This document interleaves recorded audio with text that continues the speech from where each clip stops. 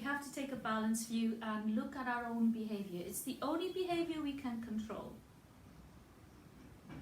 The only behavior and thought system we can control is our own. We have to start with us.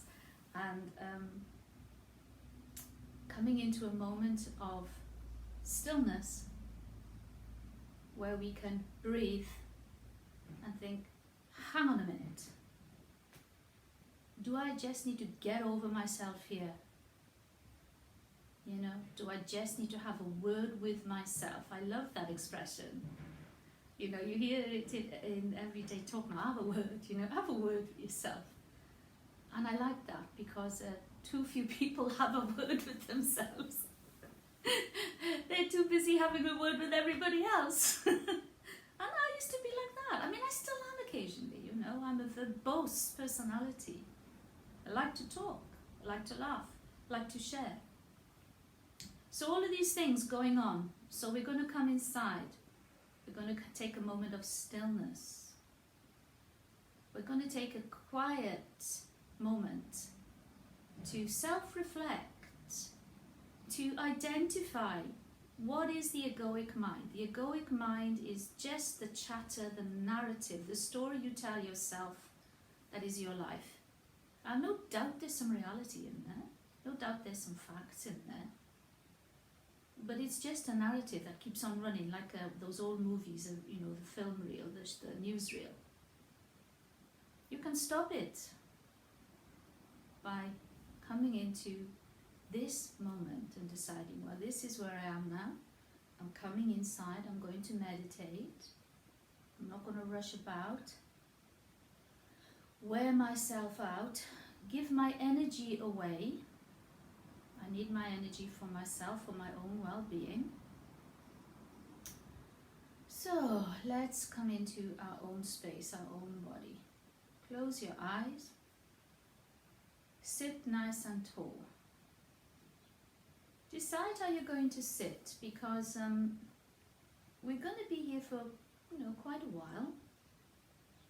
So important you're comfortable. It could be sitting on meditation stool, could be sitting on your sit bones cross-legged, it could be sitting up on your knees. You could sit on a chair, as long as you have a straight spine, so that you stay alert, you stay conscious, you stay awake, and the energy in the body has a chance to move freely, which means it can move up and down the spine without having to, you know, overcome a hump in the road, if you like. You know, that there's a nice straight road, no potholes, none of those speed bumps that go all over Cardiff. So no speed bumps in your back. Letting the energy calm down, settle down. That's not to say that the energy dips. You're quite alert. It's just that the clutter calms down. The activity, the physical activity, the mental activity. Let it all calm down.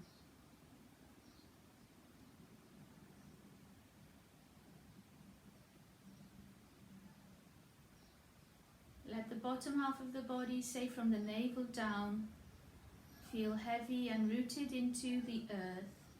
The lower chakras rooted into the earth.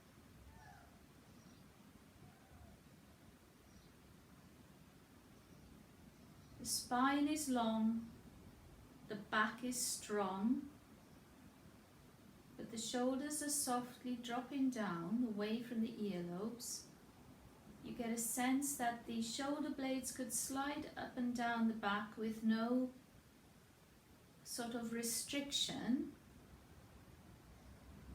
And you feel that the chest is open, the ribs can expand, the lungs can expand. There's no blockages there, but it's soft. The heart is soft and open.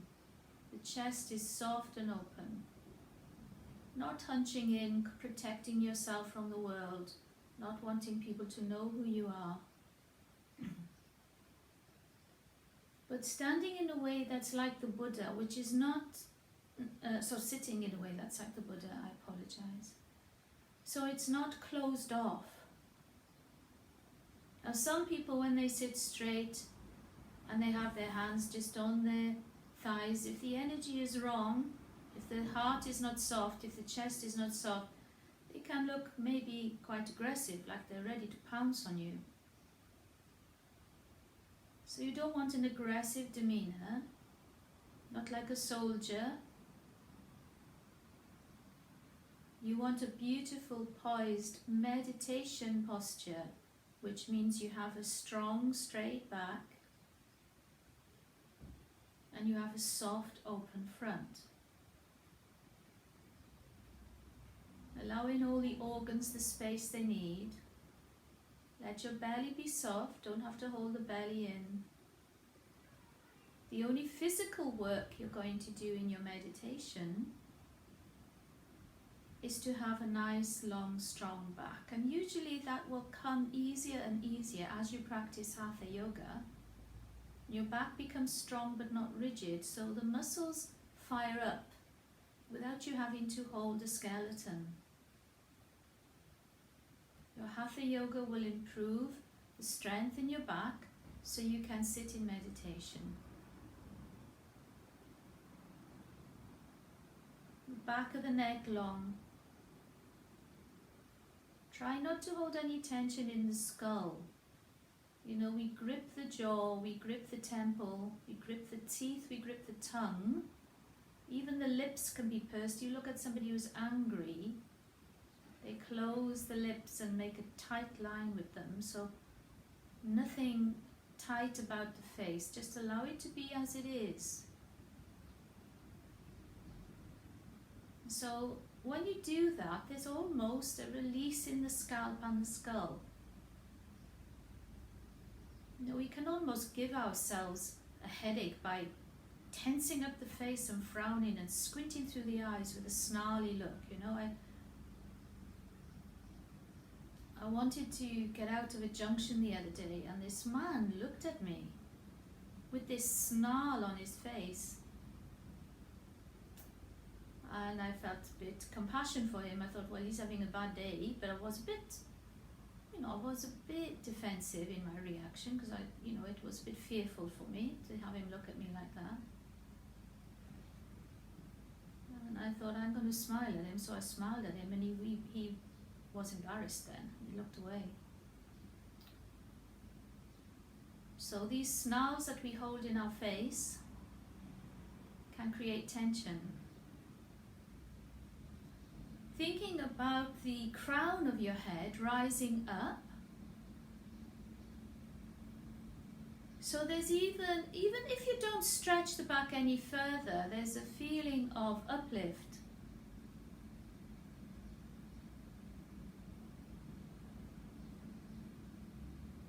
So you get a sense of the spine extending. The head is perfectly poised. It's not a weight to you. The face is soft.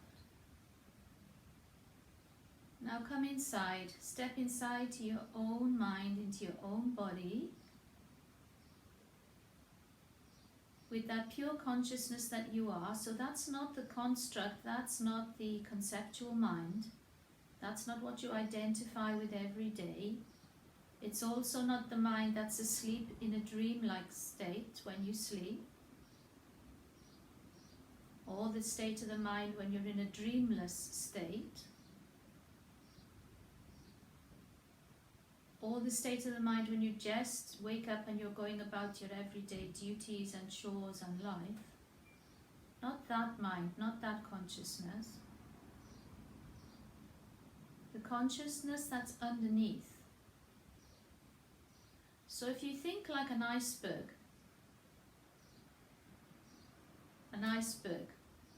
you see the tip of the iceberg above the water. That's your everyday consciousness, your egoic mind. I'm a mother, I'm a wife, I was a school teacher, I was this, I was that, blah, blah, blah, blah, blah, blah, blah. The judgments, the criticisms, the opinions. That's all the egoic mind. And underneath the water, if you think of an iceberg as a part of 12, you have one part above the water and you have about 11 parts below, or you have the potential for about 11 parts of the iceberg below the water. So if you use this concept, or you might call it, visualization or metaphor, any of those things, your pure consciousness is under the water. This is what's been there since the day you were born, since the day you first drew breath. And that was a very special day, because it's not easy to be born as a human. So thinking of that consciousness, that awareness, maybe consciousness is a word that confuses, the pure awareness that is always there. But some people don't even ever tap into it. They might have glimpses. May have glimpses in nature, looking at the sunset, listening to some beautiful classical music, watching some ballet or some beautiful form of art that really, really makes them feel, wow, wow. Makes you feel connected with something other than your own egoic mind. Looking into the eyes of a dog you love, a puppy, where they're not making choices in life like we are, and there's nothing there except pure consciousness, pure awareness. Makes you go, wow. Or a young baby. Behind a young baby's eyes, or a toddler, that innocence, that purity, that awareness, how they watch and notice and take everything in.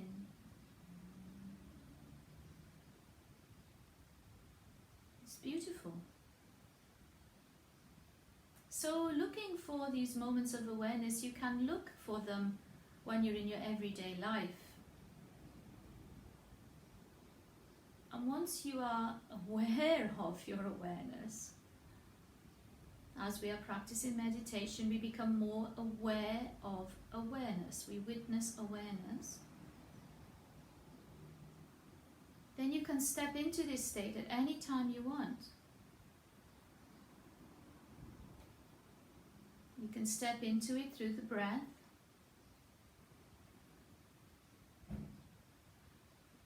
Through the closing off gently of the senses.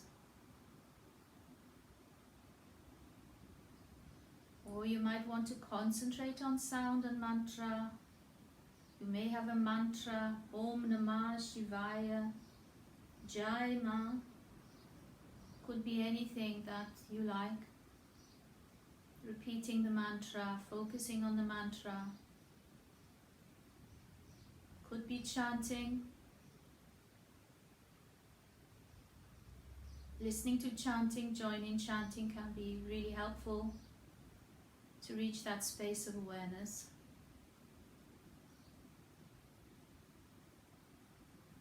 It could be looking at something, looking at maybe a pebble, looking at its shape, noticing its texture, noticing the differences in colors, or a beautiful flower, or a plant or a tree. Looking in wonder without judgment brings you into pure awareness. Maybe the candle of a flame. Some people like to sit in meditation and look at the flame of a candle as it flickers and stills. only flickers with the outside external, and then it comes to a point of stillness.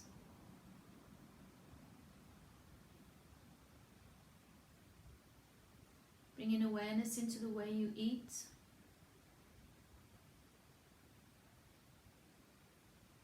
Only eating when you are hungry and you need nourishment. Noticing the smell of the food, the texture, the color.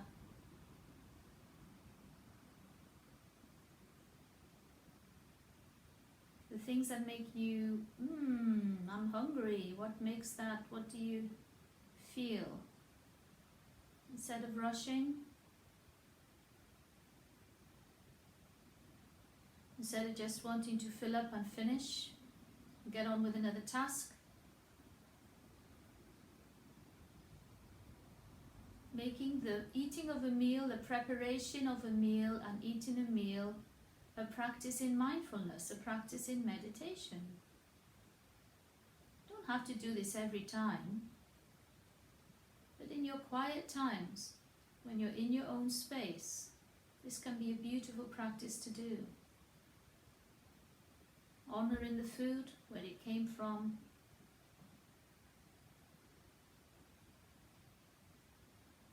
Honoring your body with beautiful, nutritious food. Not just mindlessly eating whatever's to hand, which we can all do on occasion, but bringing mindfulness and meditation into those acts.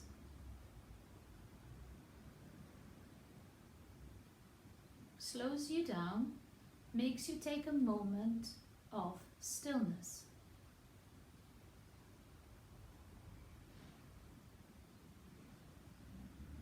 Even as you shower or bathe, maybe you like a deep bath with those beautiful oils and candles. Noticing the smell of the oil, noticing the bubbles, the shape. How the water feels on your body.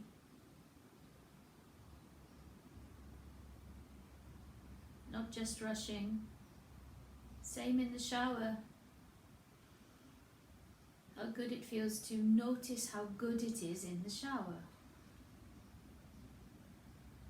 When you wash your hair, the smell of the shampoo, the lotion on your body. The small things in life can bring you into a state of wonderful joy and awareness. It's the smallest things that seem to give the most fulfillment and pleasure, not the sort of gross things. I'm going to give you a moment to just rest in silence. Notice the sensations in your body, please. Change the seat if you need to. As we're going to move through a heart meditation, Anahata chakra, because we've done the three. We did the Muladhara, we did the Swadhisthana. Last week we did the Manipur for the solar plexus.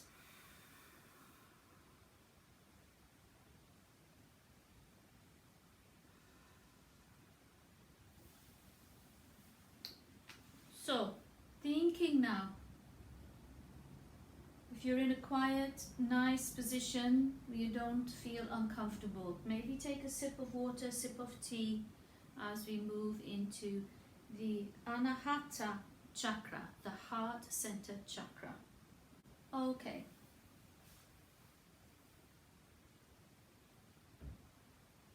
So we just locate it, and it's one of the easiest chakras to locate because it's in the heart area.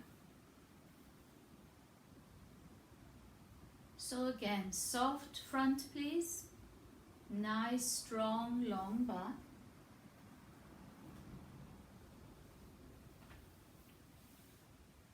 Allowing yourself to come into your heart with your mind's eye. So not thinking of the heart chakra as just the heart as an organ which keeps you alive, which works for you every second. It's quite funny when you think of the mind. We say, I think. I think. We don't say every day, I beat my heart. The heart just beats. It doesn't need you to give it a mind command from the egoic mind to beat. It's just there for you, beating, like the breath. So until you leave your body, your heart is working for you, pumping the blood around the body, making sure you get the oxygen into the right place.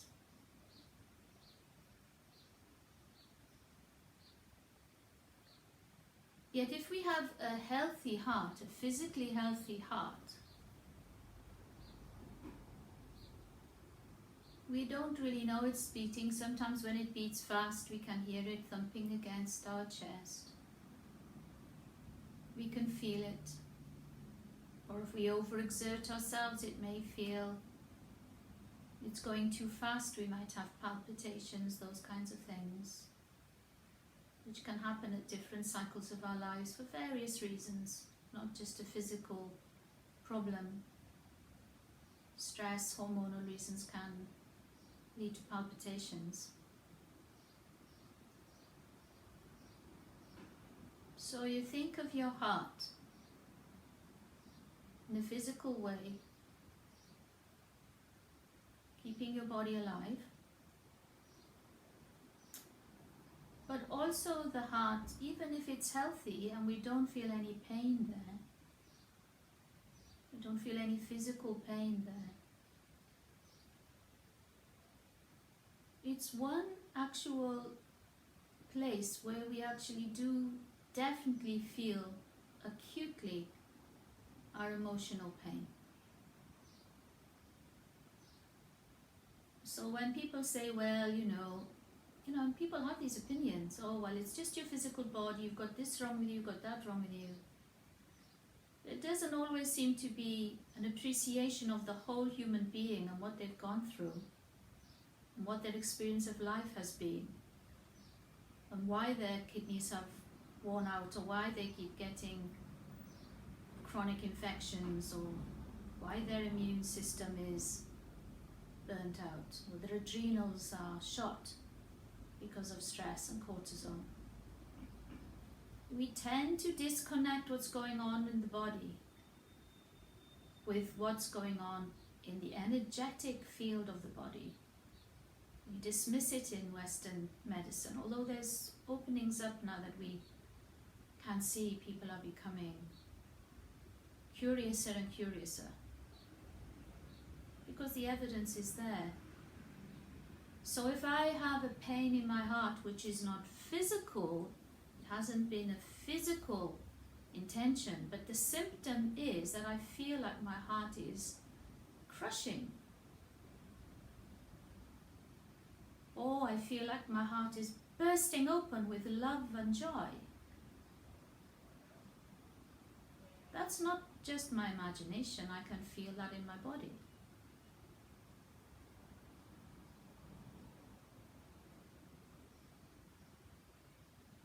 Or when we suffer grief and loss or disappointment or fear to a certain degree, anxiety, we may also feel in the stomach and around the Manipur chakra.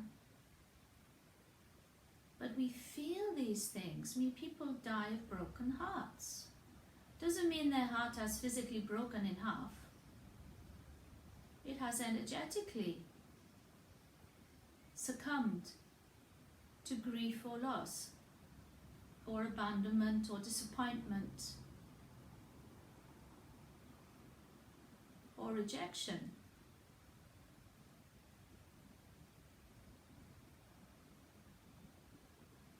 So we need to strengthen the resilience in the heart chakra. We need to make sure that not only is our physical organ of the heart healthy, but that the emotional, energetic element of the heart is healthy and shining bright. So strong back, open front. Make sure you're comfortable. Just getting in touch with the heart center. It's related to the higher emotions, the heart. We feel our unconditional love there, our romantic love, our family love, love for the self, compassion, equilibrium, and general well-being. That feeling when we breathe in, we think, we feel that. We might feel it in other places, but we feel it also in the heart area, the heart chakra.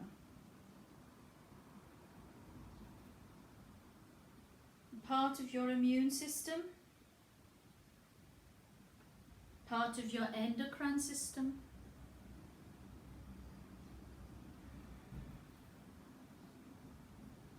It also has, produces T cells responsible for fighting off disease. And it's adversely affected by stress.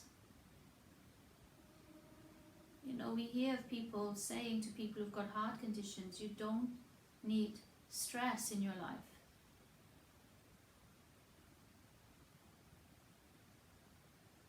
The color of the heart chakra is green.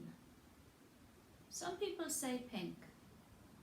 Green works for me. Green is one of the more traditional colors that we know in the heart chakra, Anahata Asana and Anahata chakra. Green.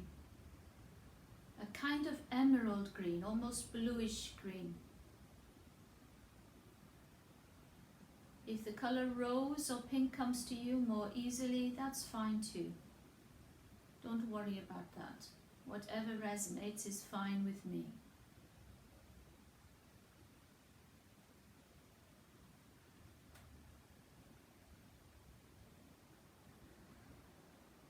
The shape is a lotus. Open lotus with 12 petals.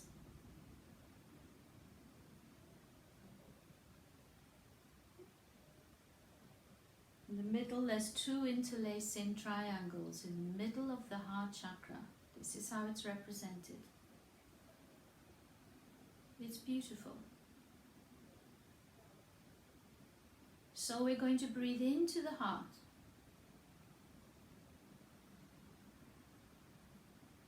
We're going to increase the glow of the green color by breathing into the heart and shining it through the body. Breathe in loving kindness, compassion, equilibrium, love. Notice how when your mind goes there, the energy goes there, the heart expands, the chest expands. So good for your physical health as well as your emotional and psychological health.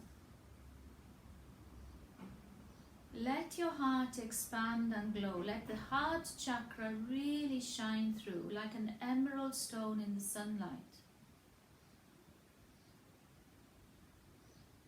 Breathing in the beautiful color of the heart chakra, let it expand.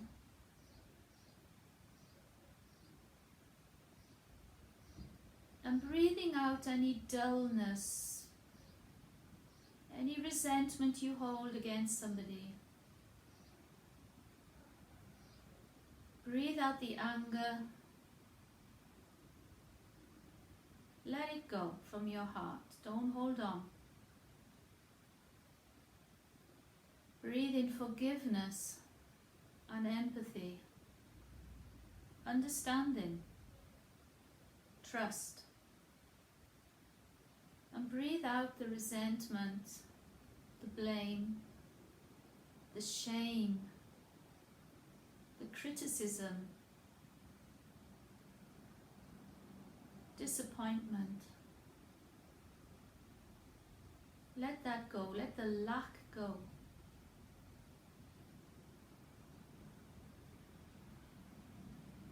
Breathing in love and compassion, loving kindness, respect, faith, smiles, happiness.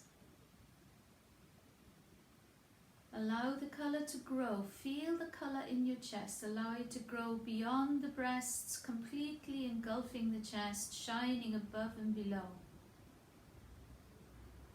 Like a beautiful emerald colour,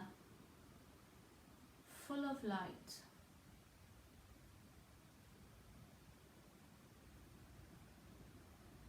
Continue with this practice for a few minutes.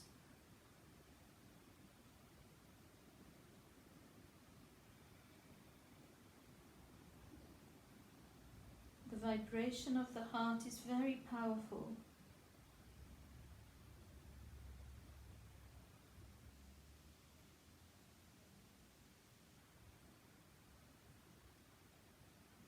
Yoga path for the heart expansion, the heart chakra, can be Bhakti Yoga, the yoga of devotion,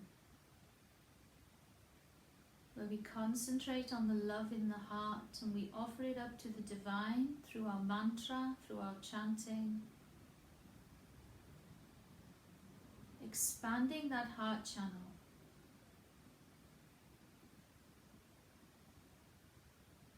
Not in a simpering way, not in a lovey-dovey way, kind of everyone's nice, I'm going to just, be so nice. No, in an authentic, grounded way, where your heart is resilient and your heart can face the knocks of everyday disappointments and letdown, but you can still shine through. You don't let the disappointments, the rejections, the letdown dull and clutter your own shining heart chakra. Because when you shine your heart, you allow other people to do it too. And it's visible in you.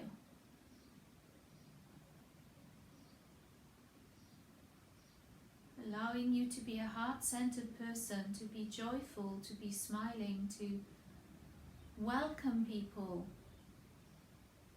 not exclude them. Doing your best for yourself and others. Few more moments of allowing the heart to shine through. Allow it to completely take over, shining in the center of your chest.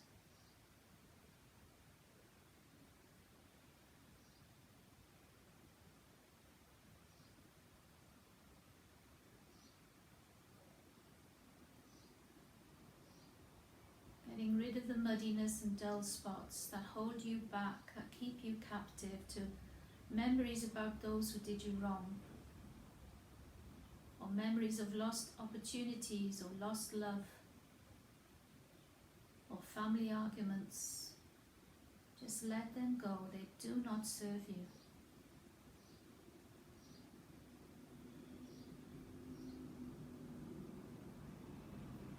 Let the light slowly ebb now. You can feel it in the center of your heart. It's a physical and energetic presence.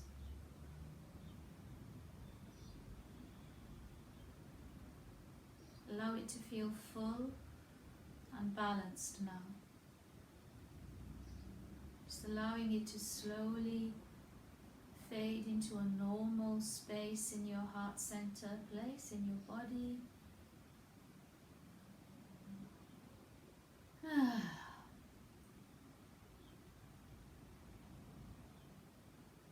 Allow the system to settle. Sometimes when we're bringing these energies into the body, the system can become a little bit more wired. So allow the system to calm down, quieten down. And when we place the hands together, keep your eyes closed at Namaskar Mudra at the heart. pointing the fingers up towards the cosmic energy, the heavens if you like, the universe if you like. We are pressing the hands together to keep that energy into the heart, pressing the thumbs into the heart. But in this mudra, Namaskar mudra, we are sending our love as well to the others in the world. So blink your eyes open and just give yourself a moment to adjust to the light. And with all of this love in our hearts, and that's nothing to be reticent about, embarrassed about. This is what we're here to do. We're here to connect and love and do our best for ourselves and do our best for each other. To be nice human beings. Doesn't matter if you can sit in samadhi in posture looking like this and noble for a month, who cares? If beyond it you're looking for something for yourself. Doesn't mind if you tell me, I can see your chakras, Linda, I can see your aura. I don't care. Doesn't matter. I just want you to be the best person you can be for yourself and the others around you. That's all that matters.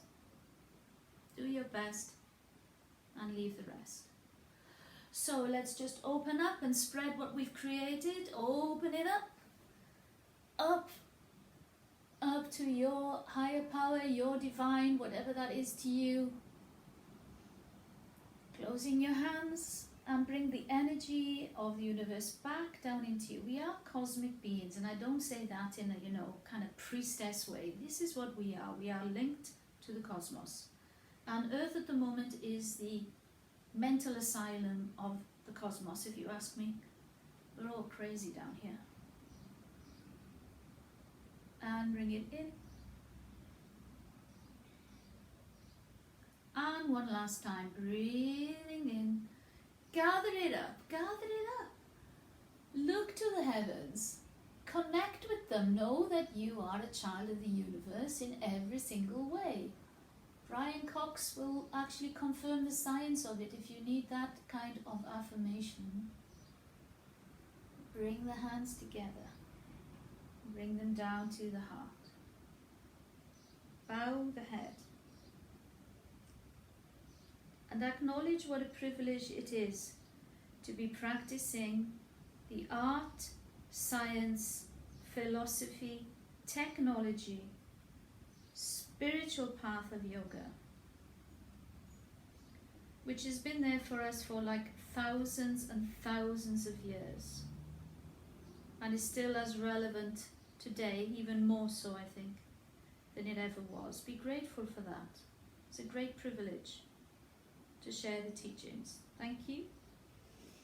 Namaste.